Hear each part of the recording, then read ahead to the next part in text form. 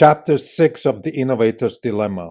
In particular, we talk about the question, how should you organize yourself to capture the benefits of the disruptive technology and not be incremental, not be problematic, not be a hurdle, but actually harness the power of the disruptive technology. This is the core of chapter 6. Christensen talks about how to do that and how not to do that. I think in modern lingo, we would simply say how to build an innovation stack around the disruptive technology. This is a Not Even Wrong podcast. It's November 22nd, 2020. This is Krim Delko. Today is a Sunday. There's no update. Christensen in particular talks about how to organize yourself as an incumbent when disruptive technology is at play. And let's digress here a little bit. Why is Christensen always talking about the incumbent here? Well, of course, Christensen's purpose is he's a management consultant. He's based in Boston. He works for Harvard Business School. So he's embedded in this structure of establishment. And he's answering the question from within the establishment. Hey guys, how can you deal with something like a disruptive technology? Or to use a more Marxian way to look at this is there is something coming which is derailing you from your established powerful position. How can you answer that? This is really the answer of Clayton Christensen. And I must say, as much as I like him, in fact, if you think about it, Clayton Christensen has built his whole career in trying to preserve the power of the establishment. I'm sure he hasn't done this in any kind of way. Like, it's not like his purpose was to keep the powerful or anything. But if you think about it, as a professor at Harvard Business School, your main purpose is to teach people how to keep their advantages and how to make sure that other people with new advantages cannot derail you from your powerful position. This is really what Clayton Christensen's work has been about. And this is what the innovator's dilemma is about. Not that I'm not judging this in any kind of way, but I just want to say, like, sometimes when you read this book, you might think, well, why does he care? Why do we actually care what incumbents are doing? Because it's irrelevant. What really matters is how does new technology get proliferated and make lives better for everybody else. But of course, from Clayton Christensen's perspective, that's not the question. The question is, how do you maintain your powerful position? So now let's jump into it. So we have a phenomenal example, which is Volkswagen and GM just this week. So in the past week, have announced strategic plans to deal with the disruptive innovation of electric cars. And it's a very good example because who cares about GM? Who cares about Volkswagen? What they don't have any God-given right to exist. So why do we care? Well, we care because first of all, they're large companies, they employ a lot of people, and it's also interesting from an intellectual perspective. If you ask me, they both have no chance because number one, they are up against an unbelievable competitor named Tesla. Number two, they have to deal with Chinese disruption, which is even worse than Tesla. And number three, they just don't have the intellectual, emotional capacity to actually change. And the number three is really what we want to talk about today because this is what Christensen is addressing. Christensen is addressing the question, how can somebody like Volkswagen or GM react to the disruptive innovation coming from the electric car industry? So for that, let's discuss what is actually the disruption and then what are they doing and why are they wrong. So the disruption of electric cars starts with three things: battery, powertrain, battery management. This is what's really going on. I'm not even talking about the software, the software as a service stack that Tesla is building, the self-drive. There's a lot of things that Tesla is doing outside of the actual car that are making Tesla extremely powerful. And this is a whole other episode, which is the flywheel effect, I think, invented or proliferated by Jeff Bezos at Amazon. I'm not even talking about that. I'm just focusing on one specific thing, which is a car that is just as a car, delivering different types of performances that are disruptive. The electric car is enabling fast acceleration, a beautiful drive, and a low cost of ownership, and no emissions. Those are the main benefits.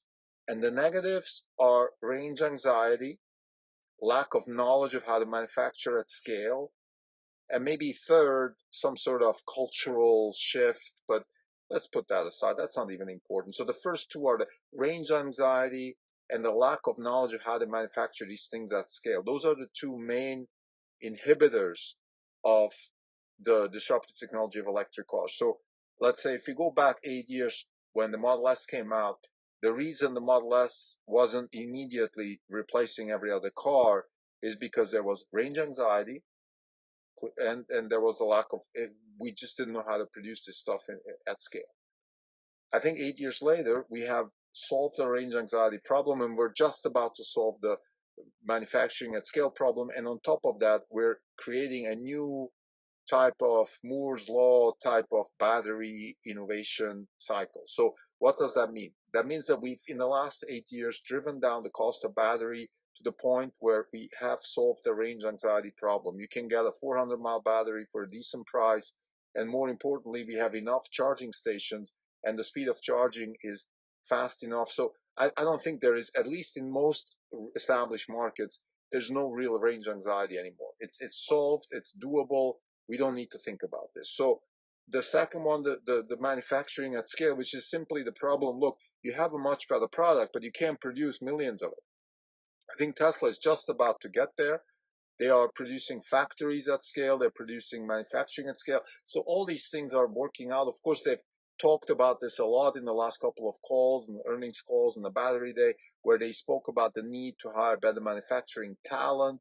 There's a little bit of a problem with the bench, meaning the actual manufacturing talent that is coming from academia, in my view, is relatively mediocre, just because that wasn't a place where the A players used to go. The A players used to do computer science, or they are used to do, they are used to doing computer science, physics, math, electrical engineering, things like that. You need more real talent, real A players in the manufacturing, machine engineering type, material science type fields. I've spoken to several material science people from top-notch universities. They are not the A players. They are the A minus B players. And I think there's a problem there, but hopefully Tesla can solve that problem the same way they solved the problem in aeronautic engineering and space engineering, where I believe they are attracting A players now in SpaceX. The same way I think we could attract A players into the manufacturing space. So long story short, we believe that this lack of performance, or to use Clayton Christensen's argumentation, you have a disruptive technology which in the beginning doesn't fit a couple of criteria which give the incumbents still enough room and time to survive. I think that time is fading away. So the incumbents now have to act, and that's why we're seeing. We saw recently Daimler come out with a strategic view. We have Volkswagen this week. We have GM this week. Everybody's scrambling with strategic reviews. I'm sure the board meetings are full of conversations. The consultants are, fully employed. There's PowerPoints going all over the place. How can we respond to this threat? And this is the bread and butter of Clayton Christensen. So now, let's get to the point. What is Clayton Christensen recommending and what are they doing? Clayton Christensen is recommending the following. He's saying, when you have a disruptive technology, you cannot impose it from the top, because the disruptive technology needs its own size, it needs its own performance metrics, its own management uh, accountability, its own, in plain English, culture is what gets you promoted. So in your disruptive world, you need to have a certain culture which gets you promoted. All these things don't fit into large organizations. For example, if you're at Volkswagen and you're selling the whatever SUV they have, like, you have no relationship to the new electric car. Your performance metrics, your customer, your return on investment, the way you get promoted by doing certain things, it's all very asymmetric to the electric car. So it's very difficult to convince that particular manager to now put all his resources and all her emotions and all her power into promoting the electric car. And that starts with the management within Volkswagen, and I'm not even talking about the dealership. We all know, as customers, we've been to those dealerships. It's a disaster. They have zero incentive to sell that car because they make no money on that car, because the cost of ownership is very low, because service is not the key component of an electric car.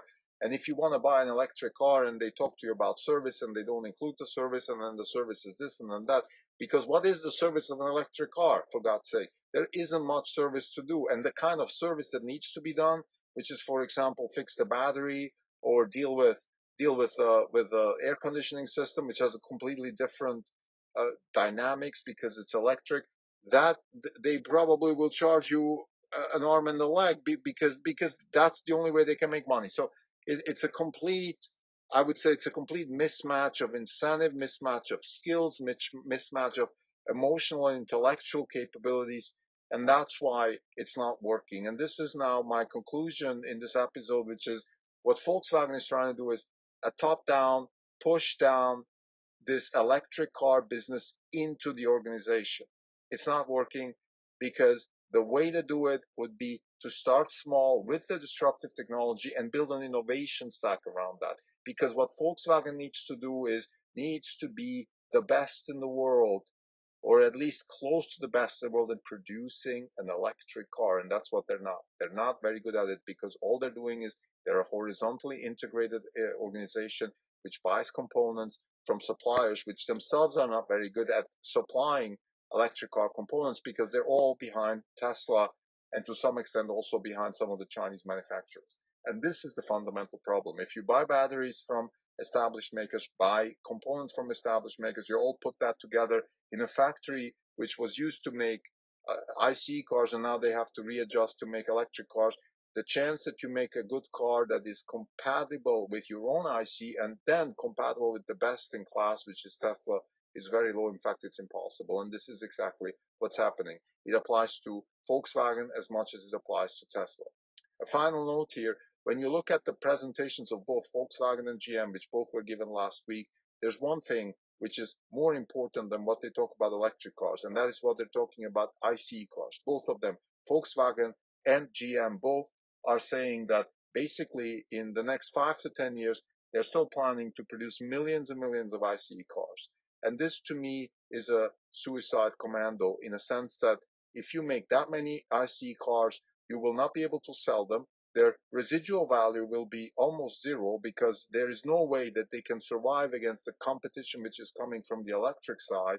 And third, that also means that you're still going to waste a lot of resources for something which has no value. And that, as a shareholder, should be the absolute single most important point why one shouldn't touch those shares. Thank you.